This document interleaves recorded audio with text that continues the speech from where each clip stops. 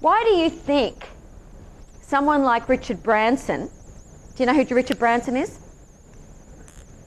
He owns Virgin Airlines, he owned Virgin Music and Virgin this and Virgin that. I'm very blessed that I got to know him very well, Richard Branson, and he's an amazing man.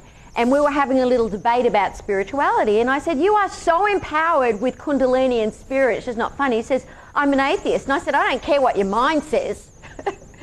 It's there glaring out. And I said, and he's like, well, tell me. So I started telling him about himself.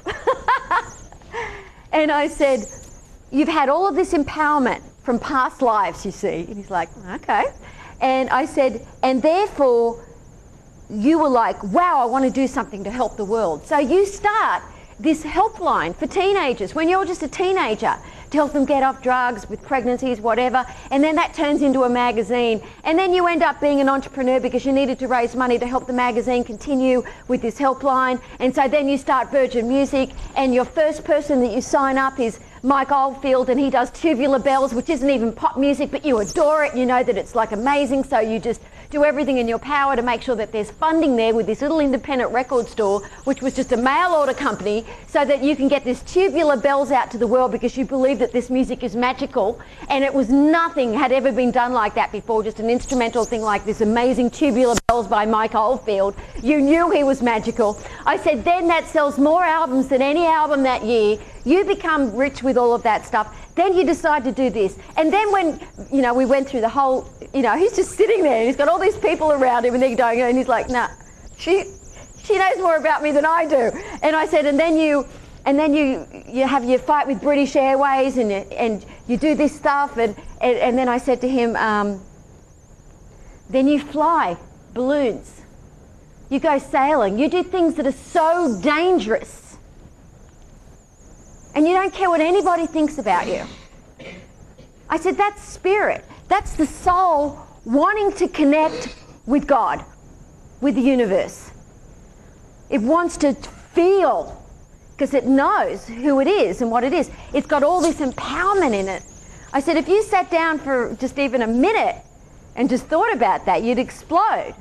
And he's like, that makes a lot of sense, logically. He liked the logic of it.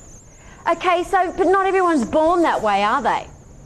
See, it doesn't matter if you, but can you imagine if someone like him meditated for even 10 minutes? He'd go into never couple somebody like that. I've got no doubt. But that's not his path.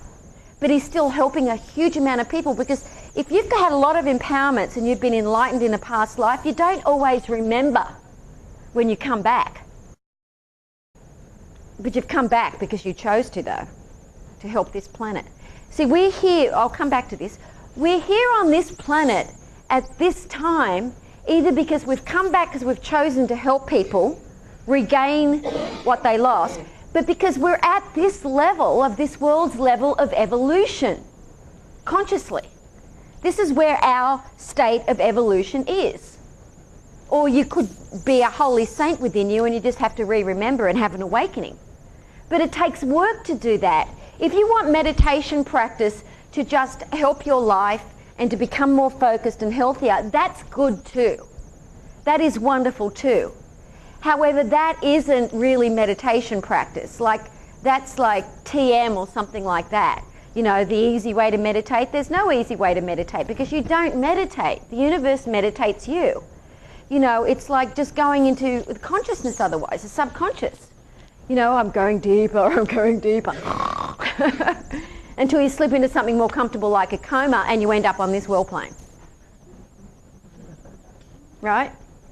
Something more comfortable like a coma is where most of the people on this planet will stay for maybe thousands of lifetimes.